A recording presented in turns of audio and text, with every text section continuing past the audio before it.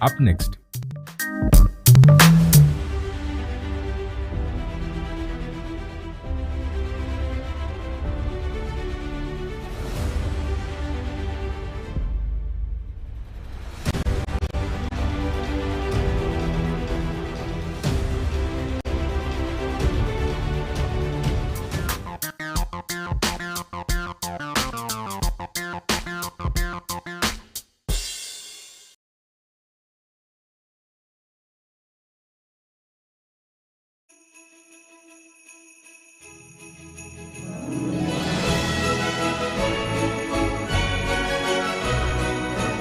We wish you a Merry Christmas, we wish you a Merry Christmas and a Happy New Year. Yo, it's your boy Alan Gamori, straight out of Ndejje University TV, and I'm here to wish you a Merry Christmas and a prosperous Happy New Year.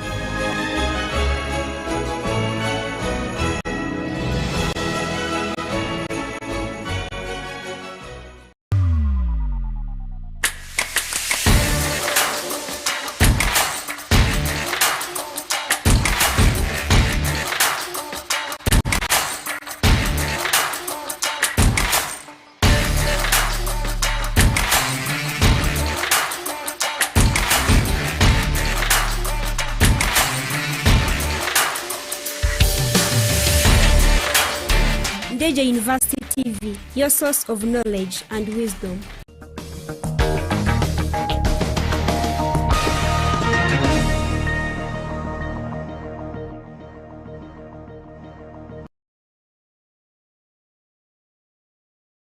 Ndejje University venture in briquette laying to conserve the environment.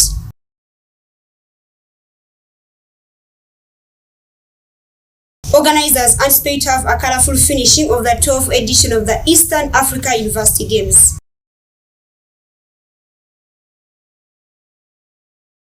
President Museveni declares Uganda Ebola free.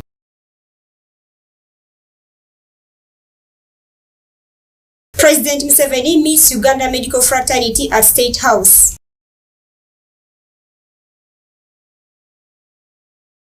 President Museveni receives Ethiopian ambassador to Uganda.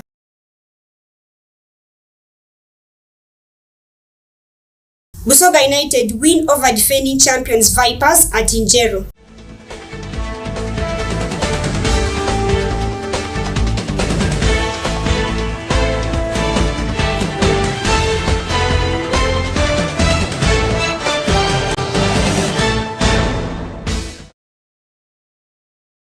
Welcome, this is live at 8. My name is ANSLEM OJARU with the news in details.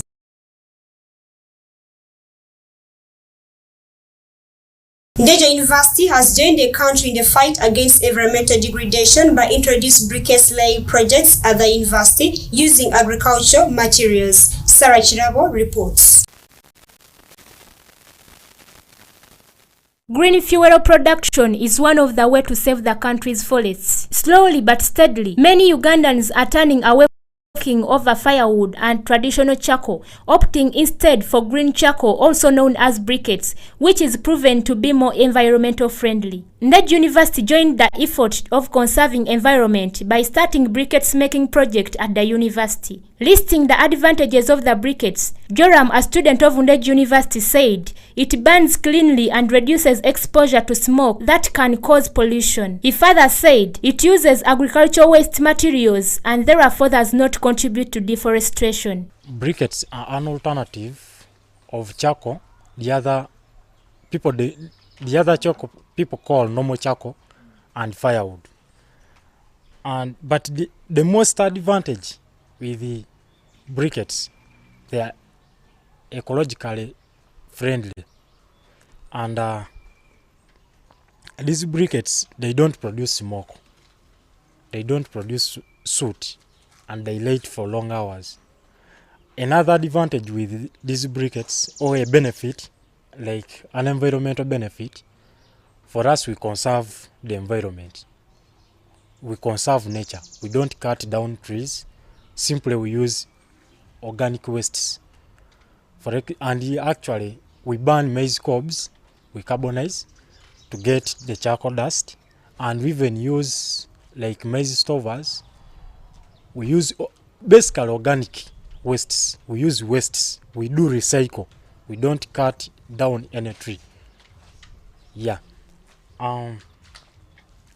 When you use the briquettes, you save not only money, you save time, you save money, but you also save the environment. We save God's creation. Because if you don't cut down the trees, you will be saving the environment. And at the same time, if you use briquettes that don't produce smoke, there is a health benefit. You see people dying of when they light their charcoal stoves and they close, they can suffocate and die. But this one does not produce smoke or soot, meaning it uses less oxygen when burning. So it is environmentally friendly, but it is even user friendly. Ndejje University engineering students have also taken up the task of making green charcoal as a source of income. Joram added that briquettes can also be used to cook for much larger groups in institutions like prison and schools, among others. But not only the schools and the university, we have poultry farms that we are supplying every month. And this raw material you're seeing here, we have an order. We are supposed to produce 3 tons for just one company. Briquettes can be made from agricultural waste such as maize cobs and dry peelings, hence calling for less input. The reason as to why we came about with this idea of making briquettes, it came about with the need of conserving the environment. And it wasn't only our idea, but it also came from as a general idea for the government. Because you hear the government is always calling people to conserve the environment. They don't want people to do deforestation. Besides briquettes making, Ndejje University has also gone extra mile by planting different tree species all over its premises. Environmental degradation and pollution are one of the common factors that contribute to the disastrous climate change globally, hence calling for joint action to save the environment. Sarah Chirabo, James Mukama, live at 8.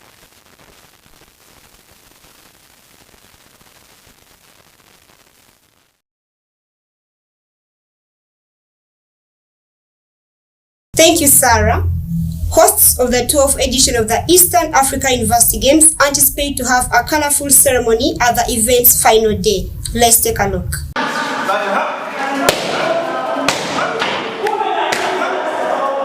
Tuesday, the 20th of December marked 4 days of action since the kickoff of the Eastern Africa University Games on Saturday, leaving the championship with 1 day to its closing ceremony on the 21st. The crowning will happen tomorrow at the Arena of Visions in the university's main campus, and organizers from all 3 parties are pleased with the event's progress. Paul Makayongo, president of the Uganda Woodball Federation and member on the event's local organizing committee, says the championship has met with its objective, which is to bring together students from around the region.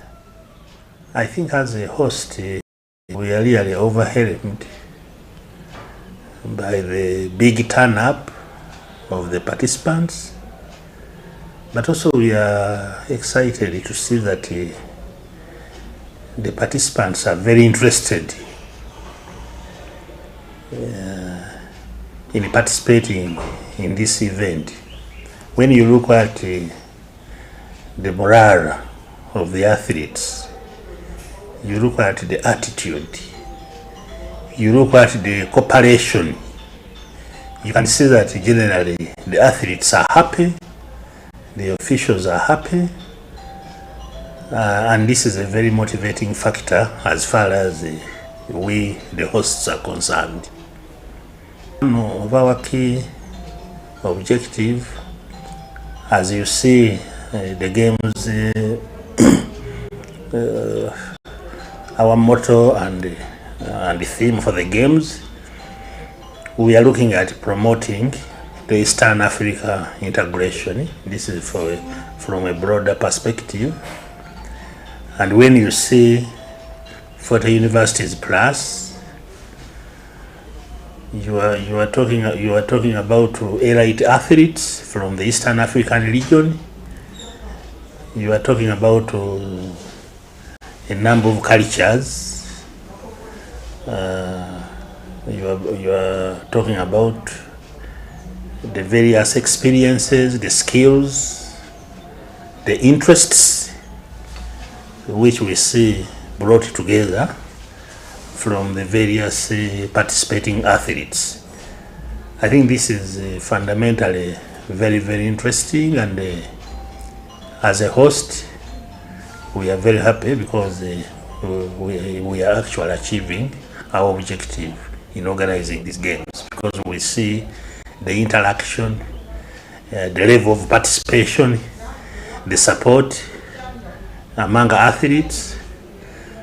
This is exactly what we were anticipating, and we are very happy to see this. In the same line of fostering the East African Brotherhood, Boniface Salano, an executive and senior consultant on the Federation of the Eastern Africa University Sports, says the hosts have managed to put up a well-managed championship. We at least arrived here in Uganda as the FEOS Technical Committee about 4 days before the games, and we came basically to do the preparation. So the last 4 days have been very successful. The games took off very well, and the first day when we went around with Ndejje, they were well prepared. So the first disciplines that were supposed to take place on the first day took place on the first day. And a good indication of that is that some of the disciplines are ended today, some ended yesterday. So we are quite on time, and I think it's a well done job from Ndejje for preparing these games and us having them run the way we had planned. Vincent Chisenyi, a vice president at the Association of Uganda University Sports, says there has been a few challenges met along the way, but nevertheless, the past 4 days have been a landmark. Ali Sharan Kiranda, live at 8.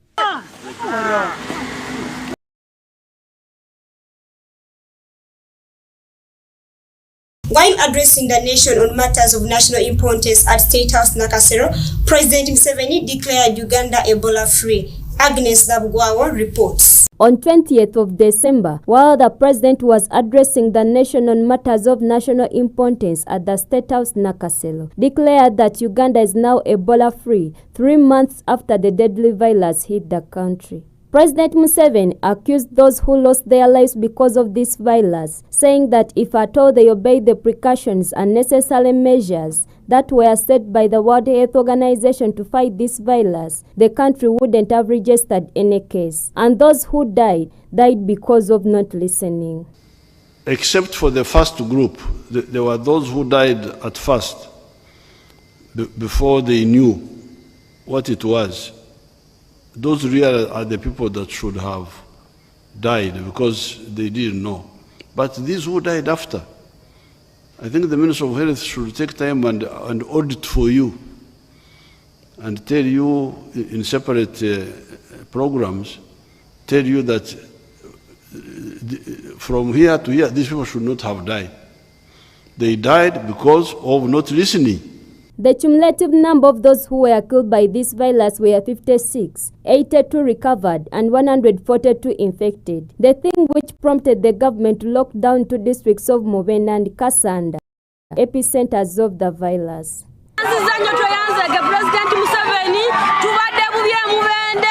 On Saturday 17th, the government lifted the lockdown on the 2 most affected districts after spending several days without getting any Ebola patient. And during his address on Tuesday 21st, he announced that Uganda is Ebola-free now. Ebola kati tujiwangude. Why? We have now overcome Ebola. Why? Because people have listened. Simple.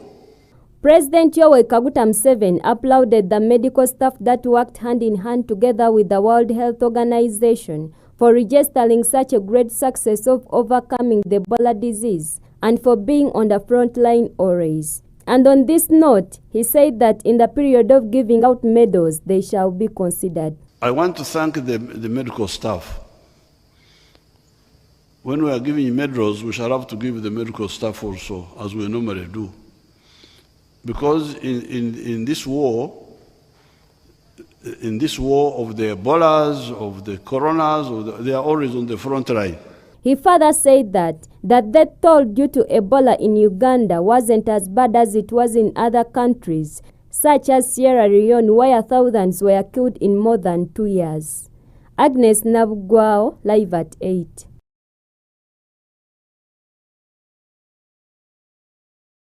Thank you, Agnes. On Tuesday, a delegation from the Uganda Medical Fraternity, led by their president Samuel Oledo, met President Museveni to discuss issues of improving Uganda's health sector. Let's take a look. President Museveni on Tuesday met with Dr. Samuel Oledo, the president of the Uganda Medical Association, at State House, Entebbe. The meeting came just a day after Dr. Oledo was removed from the leadership of the association and handed a 4-year membership ban. Dr. Oledo had been accused of breaking the association's code of conduct when he openly begged President Museveni to contest in 2026 elections at youth event at Kololo earlier this month. In yesterday's meeting at State House, Dr. Oledo clarified that it had been requested long before the Kololo saga within the association. He added that the meeting was meant to discuss with the president the issues of deployment of doctors, the recruitment of workers, and to improve the health sector as a whole, which is now ongoing in the country. The purpose of the delegation that led the president, because as of yesterday, the court still said status quo is maintained, that I am still the president of Uganda Medical Association. So I had requested for an invite earlier to meet the Fountain of Honor on behalf of my people that I lead, okay, on behalf of all health workers, to look at those key issues of deployment of doctors, to discuss the issues of having them being involved into 1, deployment, 2, being recruited, 3, also improving the health sector. And those are key issues that we have to look at. And also the president had pledged other things like the SACCO, boosting the SACCO, the 4 billion shillings, which these are things that needed us to sit down with the Fountain of Honor, appreciate him, and inform him of the milestones we've reached and how far we are going. So today was a very successful meeting. We discussed with the Fountain of Honor, and he actually accepted a lot of things, and doctors should be happy that they will have great transformation in the health sector. They will be happy to see great things being done. The president of UMA called upon medical fraternity to render selfless service to the citizens and resist the habit of extorting money from patients as well as harassing them instead of applying the physiosocial support needed by patients. He advised the health workers to surrender themselves to the profession they subscribe to. My message to the medical fraternity is we subscribe to transformation of lives, changing lives, and giving Ugandans hope. We have a very big challenge among us, having people who still have a mindset of extorting money from patients, who still have a mindset of harassing patients in the way they talk. No one comes to hospital when he's well. People come to hospital when they're sick, when they're crippled, when they're doing bad. So the message you give to an individual who has come sick, the shouting can lead them to their grave early. So how you talk to our people is the first level of healing, the psychosocial support you give. Even if I have a terminal illness, but how do you talk to me about it? Dr. Oledo added that the meeting also reviewed some of the pledges made by President Museveni, citing the boosting of the health workers circle with 4 million shillings and to brief the president on the milestone the Medical Association has so far registered. Uganda Medical Association was established in 1964 as a non-governmental professional organization that brings together qualified and duly registered medical doctors in Uganda. The association has a membership of 5,000 health workers in Uganda and 3,000 in the diaspora. ANSLEM OJARU, live at 8.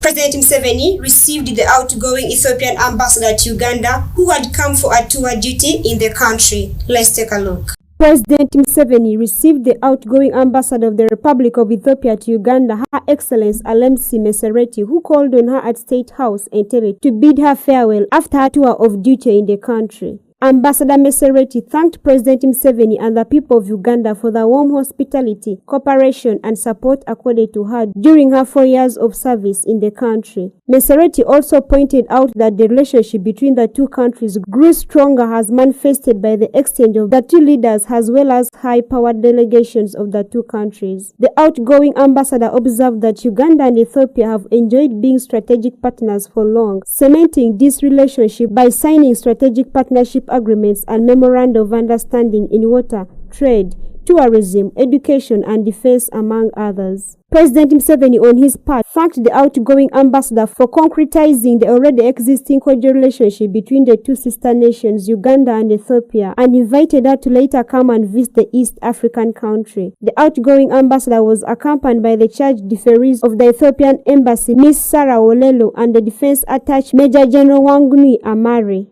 ANSLEM OJARU, live at 8.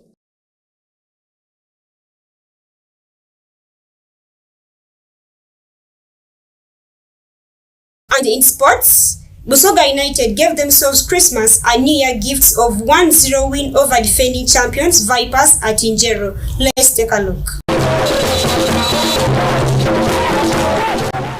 Ibrahim Kaiwa scored a late winner in added time to cap off a shocking result. Kaiwa scored a volley after Vipers failed to defend a long throw-in into the area to leave the Venomies reeling. We are wide! Hold the press! Hold the press! It was a goal that could have been avoided by Ndejje Sentamu, headed Peter Ozma throw-in into Kaiwa's path. Robertino's side misses a chance to go top of the table after leaders KCCA lost to Bright Stars 1-0, courtesy of Emmanuel Loki's goal. Busoga United had earlier shown intent and played with conviction from onset. Laban Tibita was denied by Fabian Mtombora after defender Hilary Mukundane cheaply gave away possessions in his area in one of Busoga's earlier misses. Vipers looked lazy in the final third and failed to capitalize on Busoga's errors at the back, with Ibrahim Olit heading onto the post after goalkeeper Michael Lutaya mistimed the ball's trajectory. Busoga United twice cleared their lines as Vipers failed to find the back of the net. It's the fourth win for Busoga United this season in a campaign where the side were deducted 3 points by FUFA. Vincent Luchamzi's side moved to 9 points, but a point adrift of safety as the first round climax. It's a difficult result for Vipers to take in, but expected after the side travelled without a couple of their first-team players, including Eunice Sentamu, Milton Kalisa, Bright Anukani, among others. The Venoms remain second with 27 points, having suffered their third loss of the season. Busoga United will kickstart their second round against Maroons on February 10, 2023. Vipers will visit Bright Stars a day earlier. Elsewhere, table leaders of the Uganda Premier League KCCA lost their final game of the first round 1-0 to Solitilo Bright Stars FC at Kavumba Recreation Grounds on Tuesday. Bright Stars striker Emmanuel Loki scored the only goal of the game in the 66th minute off Nelson Senkatuka's assist. It was a casual opening quarter of an hour until when KCCA's Alan Okello forced the Hosties goalkeeper Hassan Matovi into a brilliant save. Bright Stars took their tally to 20 points in the 8th position and will host Vipers when the league resumes in February for the second round, whereas KCCA will visit Wakiso Giants FC. In the other games played on the same day, Modern Gaddafi FC beat URA FC 2-1 in Jinja at Chabagu, Wakiso, and Alua Hill Secondary School drew 1-1. Agnes Nabugwao, Alan Gamoli, live at 8.